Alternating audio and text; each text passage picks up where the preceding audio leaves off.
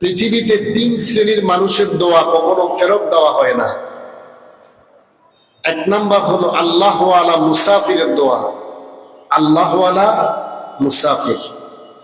মুসাফির কাকে বলে? আপনার নিজ বাড়ি থেকে 48 কিলোমিটার দূরের সফরে যদি আপনি 15 দিনের কমে সফরে বের হন, তাহলে আপনি যখনই বের হবেন সফরে যাওয়া পর্যন্ত এবং বাড়িতে ফিরে আসা পর্যন্ত আপনি মুসাফির।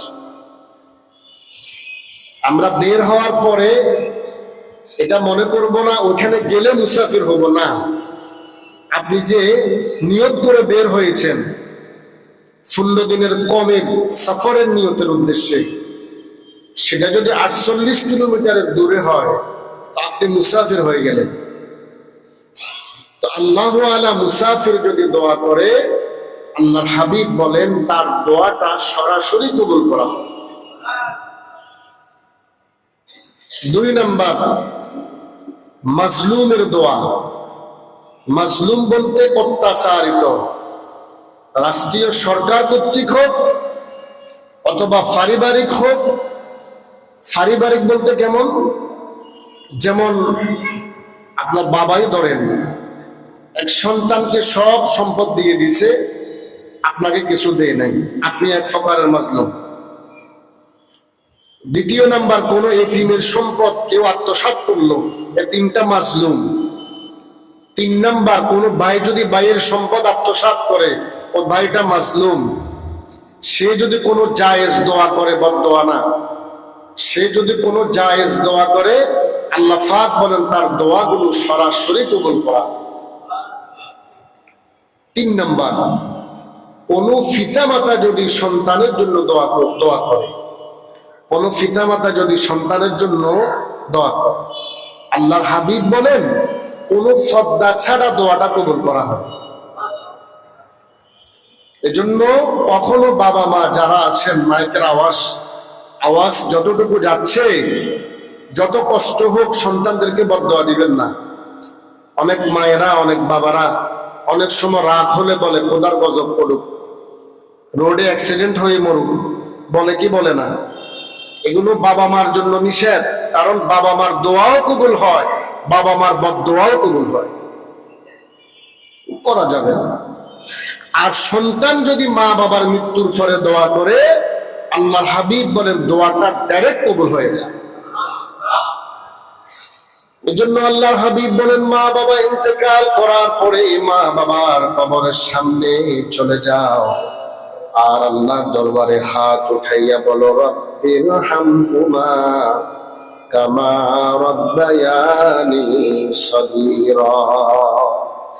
এটা মনে করবেন না এই দোয়াটা শুধু কবরস্থানের সামনে গিয়ে করা হয় না। 5 ওয়াক্ত নামাজের পরে যেখানে আপনি নামাজ পড়েন, অন্তত পক্ষে আল্লাহর দরবারে বলেন রব্বিরহামহুমা কামা রাব্বায়ানি সগীরা।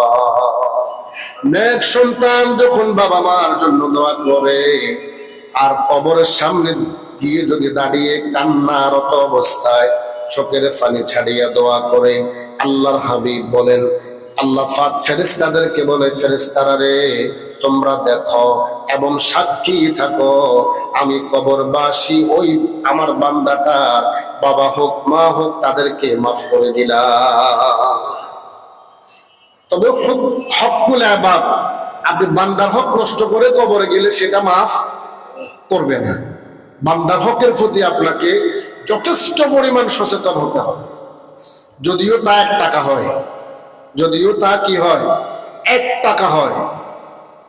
আল্লাহ পাক বুঝার এবং মানার আমল করার তৌফিক দান করুন। অন্য হাদিসে আসছে রোজাদার ব্যক্তি যখন দোয়া করে ইফতারি সামনে নিয়ে, এটা অন্য বর্ণনার হাদিস। রোজাদার ব্যক্তি যখন ইফতারি সামনে নিয়ে দোয়া করে, দোয়াটা যদি জায়েজ দোয়া হয়, আল্লাহর হাবিব বলেন সরাসরি কবুল। কিছু কিছু সময় দোয়া কবুল হয়, এটা হলো সময়ের সাথে। যেমন বৃষ্টি হচ্ছে, বৃষ্টির মধ্যে দাঁড়ায় যদি দোয়া করে, আল্লাহর হাবিব বলেন দোয়া কবুল করা হয়। জোহরের নামাজের ওয়াক্ত হওয়ার একটু আগে একটা সময় আছে, এটা 15 থেকে 20 মিনিট থাকে, জাওয়াল ওয়াক্ত, সালাতে জাওয়াল। ওই 2 রাকাত সালাত পড়ে যদি আল্লাহর কোনো বান্দা দোয়া করে, দোয়া কবুল হয়। এরকম কিছু সময় আছে, এগুলো সময়। কিন্তু ব্যক্তিদের দোয়া, যে বললাম 3 ব্যক্তি, আর অন্য বর্ণনায় রোজাদার ব্যক্তি, এই 4 ব্যক্তির দোয়া কখনো আল্লাহ পাক ফেরত দেয় না। আল্লাহ পাক আমাদেরকে সুসন্তান হিসেবে গড়ে উঠার তৌফিক দান করুক, আমিন। দোয়া যে করবে সন্তানটাকে তো আপনি যোগ্য বানাই যাইতে হবে, ঠিক না? সন্তান যদি যোগ্য না হয়, আপনি তাকে কখনো মুক্তবে পাঠান নাই, তাকে কখনো আরবির প্রতি আপনি শিক্ষা গ্রহণ করার জন্য গুরুত্ব দেন নাই। দেখি তো অনেক মানুষ, অনেকে নামাজ পড়ে, আমরা বারান্দায়, আমি এখানে বসে বসে অনেক কিছু দেখি, মানে আল্লাহু আকবার বলি 1 থেকে 1.5 মিনিটের মধ্যে 4 রাকাত শেষ। সে তো কিছু জানে না, কি পড়বে, শিখে নাই তো। এটার জন্য মা বাবা কিন্তু কঠিন আল্লাহর দরবারে জবাবদিহি করতে হবে।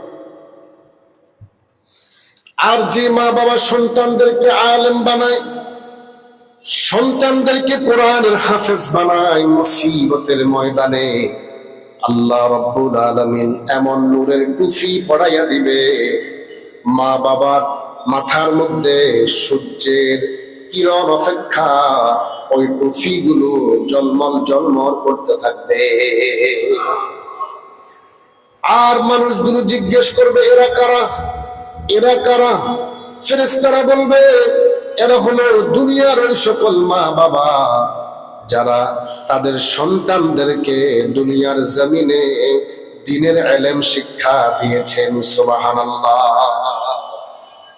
এজন্য আল্লাহর হাবিব বলেন, খায়রুকুম মান তাআল্লামাল কুরআনা ওয়া আল্লামা, তোমাদের মধ্যে সর্বশ্রেষ্ঠ ওই ব্যক্তি যিনি কোরআন শিখে এবং অন্যদেরকে শিক্ষা দেয়। যিনি কোরআন শিখে এবং অন্যদেরকে শিক্ষা দেয়, তোমাদের মধ্যে সর্বশ্রেষ্ঠ ওই ব্যক্তি। এজন্য আমি যখন মরে যাব, তোমরা আমাকে বলে যেও না